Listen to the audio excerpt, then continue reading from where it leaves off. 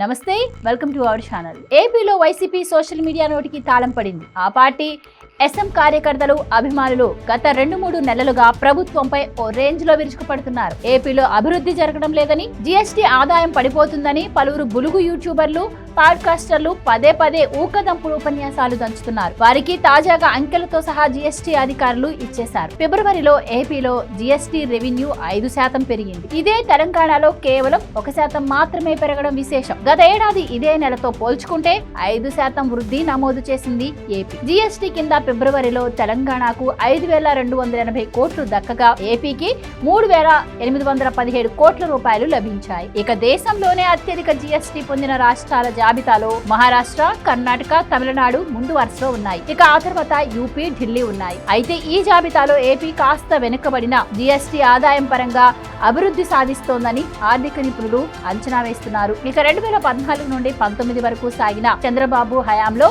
తెలంగాణకు సరిసాటిగా AP GST ఆదాయం ఉండేది. 2019-24 మధ్య కాలంలో ఇది బాగా డ్రాప్ అయింది. జగన్ సర్కార్ ప్రైవేటు కంపెనీల మీద, ఉద్యోగాల అవకాశాల మీద, రాష్ట్రాభివృద్ధి మీద ఫోకస్ పెట్టలేదు. ఏపీలో పెట్టుబడి పెట్టడానికి క్యూ కట్టిన అనేక కంపెనీలు రాష్ట్రం నుండి వెనక్కి వెళ్లిపోయాయి. కొన్నింటిని వైసీపీ నేతలే తరిమేశారు. ఇదే ఏపీ వెనుకబాటుకు ప్రధాన కారణమైంది. ఈ ప్రభావంతో ఏపీలో జీఎస్టీ ఆదాయం డౌన్ అయింది. ఈ నిజాలను అంగీకరించడానికి ముందుకు రాని పేటీఎం బ్యాచ్ కూటమి సర్కార్పై విషయం కక్కుతోంది.